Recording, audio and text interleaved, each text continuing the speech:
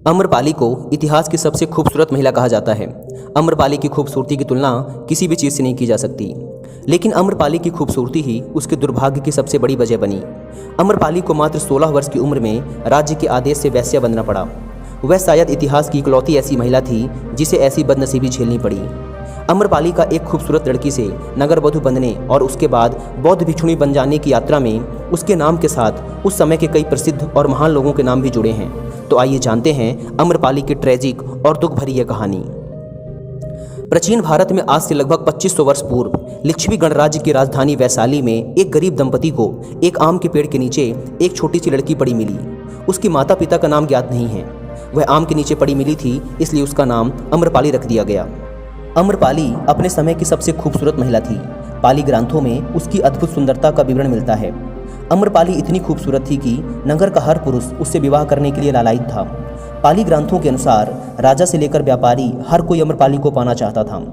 अम्रपाली के लिए शादी के प्रस्तावों के ढेर लग गए। इतने सारे विवाह प्रस्तावों की वजह से अम्रपाली के माता पिता दुविधा में पड़ गए। अगर अम्रपाली के लिए एक पुरुष को उनके माता पिता चुनते तो नगर के बाकी लोग उस पुरुष पर क्रोधित होकर हमला कर देते। इसी वजह से 16 वर्षीय अम्रपाली की शादी किसी से नहीं हो पा रही थी।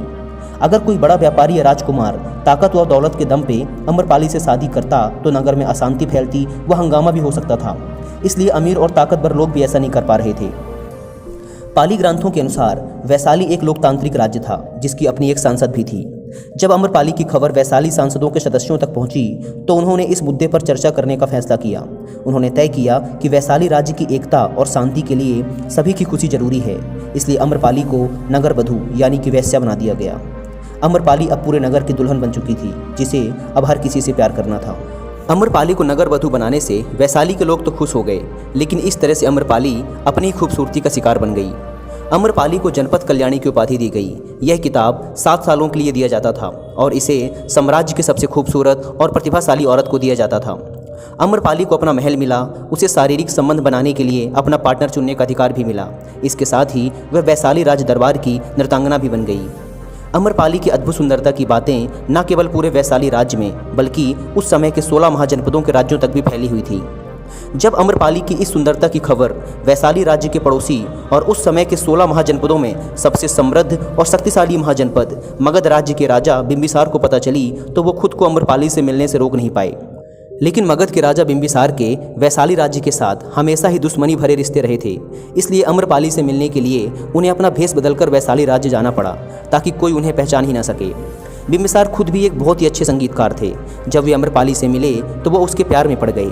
इसी दौरान अम्रपाली बिंबिसार के एक बच्चे की माँ भी बनी थी। उसका यह बेटा आगे चलकर एक बौद्ध भिक्षुक बन गया था। एक बार जब बिंबिसार ने वैशाली पर आक्रमण किया तो उसने अम्रपाली के महल में ही शरण ली थी। उसने अम्रपाली के महल को छोड़कर बाकी सारे वैशाली शहर पर हाहाकार मचा दिया था। उस दिन अम्रपाली को बिंबिसार की असलियत का पता चला। अम्रपाली ने बिंबिसार से युद्ध रोकने के लिए कहा और बिंबिसार ने अम्रपाली की बात मान ली। बिंबिसार ने अम्रपाली को मगध की महारानी बनने का भी प्रस्ताव दिया, लेकिन अम्रपाली ने इस प्रस्ताव को ठुकरा दिया क्योंकि वैशाली और मगध शत्रु थे। अगर अम्रपाली बिंबिसार के प्रस्ताव को स्वीकार कर लेती तो शायद भयंकर युद्ध छिड़ जाता और हजारों लोग मारे जाते। आचार्य चतुर्सेन शास्त्री के उपन्यास वैशाली की नगरवधु में इस बात का विवरण मिलता है कि एक बार बिंबिसार का बड़ा पुत्र अजातशत्रु, जो कि बिंबिसार के बाद मगध का एक बहुत ही महान राजा बना, अपना भेष बदलकर वैशाली नगर घूमने गया, जहां उसकी नज़र अति सुंदर वेश्या अम्रपाली पर पड़ी और अजातशत्रु भी अम्रपाली पर मोहित हो गया। साथ ही अम्रपाली भी अजातशत्रु की मोहक छवि और उसके मजबूत शरीर को देखकर उस पर मोहित हो गई। लेकिन जब वैशाली के लोगों को पता चला कि अम्रपाली दुश्मन देश के राजकुमार से प्रेम करती है तो उसे जेल में डाल दिया गया। अजातशत्रु इस बात से इतना क्रोधित हो गया कि उसने वैशाली पर आक्रमण कर उस पर कहर बरसा दिया। सैकड़ों लोगों की जान चली गई। इस नरसंहार से अम्रपाली दुखी हो गई। वह अपने राज्य वैशाली से बहुत प्यार करती थी। वह अपने राज्य वैशाली की कीमत पर अपने प्रेम को नहीं पाना चाहती थी। इसलिए उसने अजातशत्रु को समझाया और अपने प्रेम संबंध उससे तोड़ लिए। एक बार महात्मा बुद्ध अपने शिष्यों के साथ घूमते हुए वैशाली नगरी में पहुंच गए। महात्मा बुद्ध के आने की बात पूरे नगर में फैलते देर न लगी। जिसे जब पता चलता वह तभी उनसे मिलने पहुंच जाता और उनके उपदेश सुनकर खुद को भाग्यशाली समझता। बुद्ध का चरित्र ही ऐसा प्रभावशाली और शांत था कि उनसे प्रभावित हुए बिना कोई रह ही नहीं सकता था। जब महात्मा बुद्ध के आने की खबर अम्रपाली को पता चली तो वो 16 श्रृंगार करके अपनी 500 दासियों के साथ महात्मा बुद्ध के दर्शन के लिए पहुंची। ऐसा कहा जाता है कि जब अम्रपाली महात्मा बुद्ध के पास पहुंची तो बुद्ध ने अपने शिष्यों को आंख बंद करने के लिए कह दिया था, क्योंकि बुद्ध जानते थे कि उनके वो शिष्य जो कि अभी भी पूरी तरह से खुद को नहीं जान पाए, जिनके अंदर अभी भी मोह और काम वासना जीवित है, वो अम्रपाली को देखकर विचलित हो सकते हैं। अम्रपाली ने दर्शन के पश्चात बुद्ध को अपने घर पर भोजन के लिए आमंत्रित किया। उसने इतनी मधुरता और प्रेम भाव से बुद्ध से विनती की थी कि बुद्ध मना ही न कर सके। जब यह बात उनके शिष्यों को पता चली कि महात्मा बुद्ध ने एक वेश्या का आमंत्रण स्वीकार कर लिया है तो सबने इसका विरोध किया। उनका सबसे नज़दीकी शिष्य महेंद्र तो जिद पे अड़ गया। शिष्य कहने लगे कि समाज में क्या संदेश जाएगा, लोग क्या सोचेंगे कि बुद्ध उस वेश्या के घर क्यों गए थे। आपके विरोधी आपके खिलाफ तरह तरह की बातें फैलाएंगे, आपके चरित्र के ऊपर तरह तरह की कहानियाँ बनाकर उन्हें प्रचारित करेंगे। महात्मा बुद्ध ने बड़ी सरलता से अपने शिष्यों से कहा, मैंने तो उसका प्रेम भावना देखी है। उसने जिस भावना से मुझे बुलाया वह एकदम पवित्र और निश्चल थी। वह आज मुझसे मिलने एक वेश्या बनकर नहीं बल्कि एक भक्ति भाव से आई थी। फिर भला मैं कैसे उसका आमंत्रण अस्वीकार कर देता, फिर चाहे वो वेश्या हो या कोई सन्यासी। दोपहर होते ही बुद्ध अम्रपाली के घर भोजन के लिए गए। वह पहले से ही भोजन की सारी व्यवस्था करके महात्मा बुद्ध के आने की राह देख रही थी। मन में यह विचार भी आ रहा था कि कहीं बुद्ध अपनी बात से मुकर न जाएं। इतने बड़े सन्यासी भला क्यों एक वेश्या के बुलाने पर उसके घर आकर भोजन करेंगे।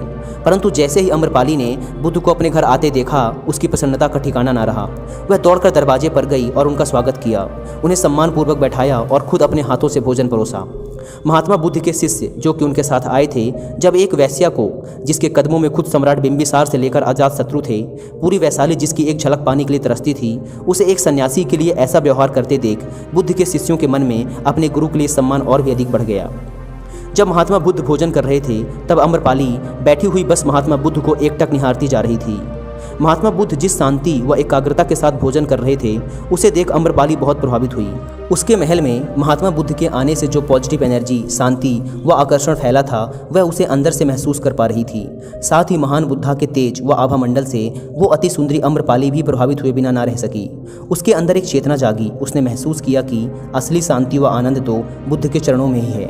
पल भर में ही उसे अपने महल, धन दौलत, बाग बगीचे, दास दासियाँ, सारी शानो शौकत सब व्यर्थ लगने लगी।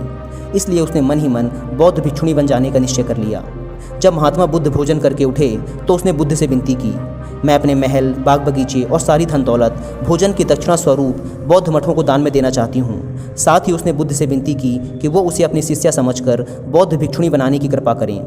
बुद्ध ने अम्रपाली की आंखों में ध्यान से देखा और उसकी विनती स्वीकार कर ली। इस घटना के बाद ही बुद्ध ने स्त्रियों को बौद्ध संघ में प्रवेश की अनुमति दी थी। इससे पहले कोई भी स्त्री बौद्ध भिक्षुणी नहीं बन सकती थी। अम्रपाली इसके बाद सामान्य बौद्ध भिक्षुणी बन गई और वैशाली के हित के लिए उसने अनेक कार्य किए। उसने पूरी उम्र अपना मुंडन करवाकर हाथ में भिक्षा पात्र लेकर सामान्य भिक्षुणी का जीवन व्यतीत किया। दोस्तों, एक बात आपसे कहना चाहूँगा, आप आज के सेक्स वर्कर्स की तुलना उस जमाने की वेश्याओं से ना करें। आज ऐसे काम करने वाली स्त्रियों को जिस हीनता और अपमान की दृष्टि से देखा जाता है वैसा उस समय नहीं था। मैं यह भी नहीं कह रहा कि उन्हें सम्मान की दृष्टि से देखा जाता था, लेकिन यह उस समय नगर की बहुत ही सुंदर स्त्रियों के लिए एक बहुत ही आकर्षक व्यापार हुआ करता था। पैसा और ताकत पाने का एक तरीका हुआ करता था।